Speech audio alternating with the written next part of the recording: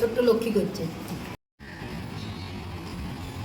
আমরা তো সবাই সবকিছু শিখতে গেলে পাঠশালার দিকেই ছোট থেকেই পা বাড়িয়ে যাই। তা আজকে আমাদের পাটা একটু পাঠশালার অন্যরকম জায়গায় এসে দাঁড়িয়েছে।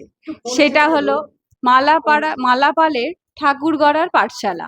এই ঠাকুরগড়ার পাঠশালায় সেই ছোট্ট ছোট্ট হাতে এই ছোট্ট ছোট্ট মৃৎশিল্পীরা কি সুন্দরভাবে তাদের হাতের ছোঁয়ায় একটা শিল্পের ছোঁয়া লেগে কি সুন্দর মূর্তি করে ওঠে। শিল্পী তো কুমারটুলিতে অনেকই আছে, সব ছিলেন, কিন্তু আস্তে আস্তে দেখা যাচ্ছে যে ঠাকুর গড়ার যে শিল্পী সেগুলো হারিয়েছে। ঠাকুর তো আছে, কিন্তু মালা পাল সেই দিক থেকে একটা বড় উদ্যোগ নিয়েছেন যে ছোট্ট ছোট্ট শিল্পীরা একদিন বড় হয়ে কিভাবে তাদের এই হারিয়ে যাওয়া কুমারটুলির শিল্পটাকে তারা শক্ত মজবুত হাতে ধরে থাকবে তাদের এই হাত দিয়ে।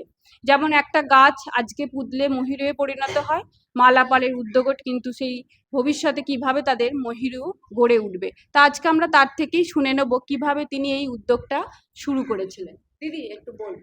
হ্যাঁ, আমি দেখো দোকানে দোকানে বসে বসে আগে আমি একটা পরিকল্পনা করেছিলাম যে আমাদের কুমোরটুলিতে যে শিল্প কিনতে আসছে, শিল্প তো বিক্রি হচ্ছে, শিল্প তো আর তৈরি হচ্ছে না। তো তখন আমি চিন্তা করলাম যদি কিছু বাচ্চা নিয়ে যদি আমি একটা স্কুল করতে পারি। তখন 4-5টা বাচ্চা ছিল, বসে বসে স্কুল করতাম। করাতে আমাদের লাইনটা কি হচ্ছে যে আমাদের মৃৎশিল্পীরা রয়েছে না, আমাদের যারা ছেলেপিলেরা বড় হচ্ছে, কেউ চাকরি পেয়ে যাচ্ছে, হ্যাঁ, প্রাইভেট ফার্মে চলে যাচ্ছে চাকরিতে, কেউ কম্পিউটার নিয়ে পড়ছে, হ্যাঁ, এরকম ধরনের সব নানান দিকে চলে যাচ্ছে, তাতে শিল্পটা আমাদের কমে যাচ্ছে। তা আমাদের শিল্প যদি কমে যায় তাহলে আমাদের কুমোরটুলি বাঁচবে কি করে? তো সেই জায়গাটায় ভাবলাম 2-4টে করে নিই। তো 2-4টে করে নিতে নিতে বেশ অনেকগুলো ছাত্রছাত্রী হলো। তো তখন আর দোকানে আর জায়গা হচ্ছে না, এখন মোটামুটি 50-60 জন আছে। আজকে হয়তো সবাই আসেনি, কিন্তু সেটা আমার খুব ভালো লাগছে। আজকে দেখো এদের থেকে যদি আমি গোটা 20 শিল্প পাই, তৈরি করতে পারি, তবুও তো এরা কিছু করতে পারবে। এটাই উদ্যোগ আমার। তাহলে দেখলেন বন্ধুরা কিভাবে সুন্দর করে তিনি তার পাঠশালা সুন্দর করে গড়ে তুলেছেন। তো এই ছোট্ট ছোট্ট শিল্পীদের থেকেও আমি একটু শুনে নেব তাদের দিদি কিভাবে এই তাদের শিখিয়ে সুন্দর করে তাদের এক একজন শিল্পী গড়ে তুলছেন তাদের মুখ থেকেই। তুমি যদি একটু কিছু বলো। আমার নাম সোহম সর্দার, আর আমি ক্লাস 4-এ পড়ি। আমি আমার স্কুল নাম হচ্ছে ক্যাথিড্রাল মিশন হাই স্কুল। আর এখানে এসে তোমার কিরকম ভাবে কি ভালো লাগে দিদি তোমাকে শেখায়, সেটা যদি একটু বলো। আমার আমার অ্যানিমাল বানাতে ভালো লাগে, আর আমাকে শেখায় হাত পা আর ওই ঠাকুর আর ওই অ্যানিমাল।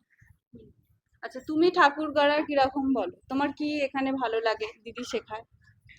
আমার ম্যামের কাছে আসতে খুবই ভালো লাগে। আর ছোটবেলাতেই আমার এইসবে বেশি খুবই ইন্টারেস্ট। আমি ছোটবেলায় মায়ের মোল্ডেড ক্লে দিয়ে ছোটবেলায় এইসব বানাতাম। তারপর মা যখন জানতে পারলো যে ম্যাম এরকম শেখাচ্ছেন, তখন আমার মা আমাকে এখানে ভর্তি করলো। তো তুমি এখানে এসে খুব সুন্দর করে কি কি এখন বানাতে পারো?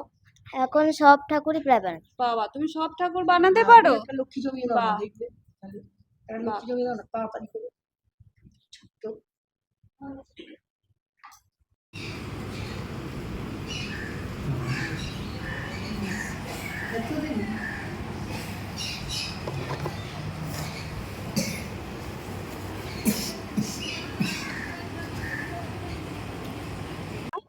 এই দিদির পাঠশালায়, মালা দিদির পাঠশালায়, ঠাকুর গড়ার পাঠশালা, শুধু পাঠশালা না, ঠাকুর গড়ার পাঠশালায় আমরা কিভাবে ছোট্ট ছোট্ট শিল্পীদের মধ্যে দিয়ে দেখতে পেলাম তিনি কিভাবে এই উদ্যোগটা গড়ে তুলেছেন। এবং আপনারা যদি এই কুমারটুলি আসেন, দেখতে পাবেন এসে এই দিদির খুব একটা সুন্দর একটা পাঠশালা আছে, যেখান থেকে দিদি তার কায়িক পরিশ্রমের মাধ্যম দিয়ে, ভালো লাগার মাধ্যম দিয়ে কিভাবে একটু একটু হাতে যেমন ঠাকুর গড়ে তোলেন, ঠিক এদের মধ্যে দিয়েও কি করে ঠাকুর গড়ার শিল্পী গড়ে তোলা যায় সেই সুন্দর একটা উদ্দীপনা তিনি কিভাবে এগিয়ে নিয়ে চলছেন। এবং আমরা আশা রাখি উনি আরো একটা বড় এই পাঠশালা একদিন আগামী দিনে খুব বড় হয়ে উঠবে। তাই দিদি আপনি যদি একটু আপনার ফোন নাম্বারটা বলে দেন। 9331431685। হ্যাঁ, স্ক্রিনেও দেয়া থাকবে। যদি আপনাদের কারোর মনে হয় শেখার জন্য দিদির কাছে এসে, তাহলে এই শিল্পের ছোঁয়া আপনিও পেতে পারেন।